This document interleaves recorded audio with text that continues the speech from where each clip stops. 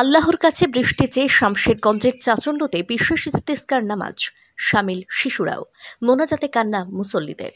তীব্র গরমের দাবদাহে অতিষ্ঠিত সাধারণ মানুষ। টিউবওয়েলগুলিতেও উঠছে না জল, পুকুর নালা সব শুকিয়ে গেছে। জলের হাহাকারে চরম দুর্ভোগে পশু পাখিরাও। মাঠে ফসল রোপণ করে বৃষ্টি না হওয়ায় মাথায় হাত পড়েছে চাষিদের। তাই এবার নিজেদের ভুল ত্রুটি স্বীকার করে মহান আল্লাহর দরবারে ক্ষমা চেয়ে বৃষ্টিপাতের জন্য বিশেষ ইস্তেসকার নামাজ পড়লেন মুসলিমরা। নামাজ শেষে হাত তুলে কান্না বিচলিত কণ্ঠে মোনাজাতেও শামিল হল মুসল্লিরা। শুক্রবার সকালে মুর্শিদাবাদের শামশেরগঞ্জের চাচণ্ড কবরস্থান ময়দানে সমবেত হয়ে সকাল 6:30টায় নামাজ পড়েন মুসলিমরা। আশেপাশের বিভিন্ন গ্রামের কয়েক শতাধিক মানুষ সকাল সকাল এসে আল্লাহর কাছে বিশেষ নামাজের মাধ্যমে বৃষ্টির জন্য প্রার্থনা করেন। শামিল হন ছোট ছোট শিশুরাও। উল্লেখ্য, এবছর রাজ্য জুড়ে বৃষ্টি না হওয়ায় তীব্র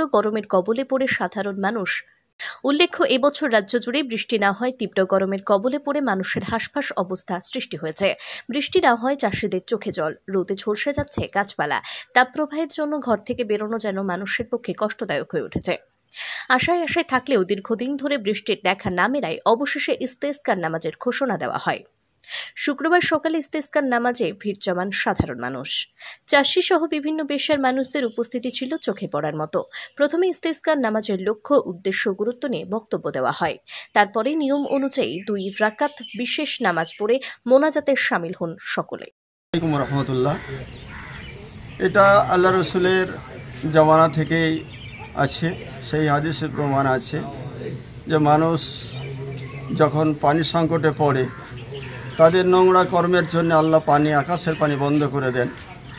অতএব আল্লাহ রসুলকে সাহাবায়ে কেরামরা বলতেন যে আল্লাহ রসুল পানির সংকটে আমরা পড়েছি, অতএব আমাদের জন্য পানির জন্য দোয়া করে দেন। আল্লাহ রসুল সাহাবায়ে কেরামদের ডেকে নিয়ে এসে সালাতে ইস্তিসকা পড়েছেন এবং আল্লাহর কাছে প্রার্থনা করেছেন, আল্লাহর কাছে দোয়া চেয়েছেন, আল্লাহ রহমতের পানি দান করেছেন। সেই নবীর উম্মত হিসাবে আমরা আজকের দিনেও 2 রাকাত ইস্তিসকার সালাত আদায় করে খুতবার সঙ্গে আমরা দোয়া করেছি, মহান আল্লাহ যাতে করে আমাদের রহমতের পানি থেকে নিরাশ না করে রহমতের পানি আমাদের দান করেন। আমরা যেন সেই পানি নিয়ে আমাদের ছেলে মেয়ে, সেই জীবজন্তু সকলেই যেন আমরা সুস্থভাবে বেঁচে থাকতে পারি। এর জন্য আজকে ইস্তিসকার সালাত আমরা আদায় করলাম। সালাতে ইস্তিসকার নামাজের আয়োজন করা হয়েছে। আমরা প্রাকৃতিক আবহাওয়া, তীব্র দাবদাহ চলছে, এই তীব্র দাবদাহ থেকে বাঁচতে আমরা আল্লাহর কাছে মোনাজাত এই ইস্তিসকার নামাজের মাধ্যমে করলাম যেন আল্লাহ আমাদের রহমতের পানি বর্ষণ করে।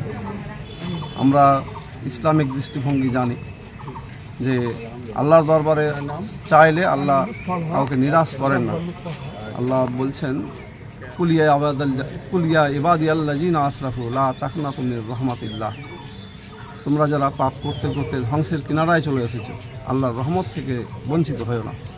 আমরা আল্লাহর পাপী দাবি বান্দা, এলাকার মানুষ, চাচণ্ড গ্রামের মানুষকে নিয়ে সমবেত হয়েছি।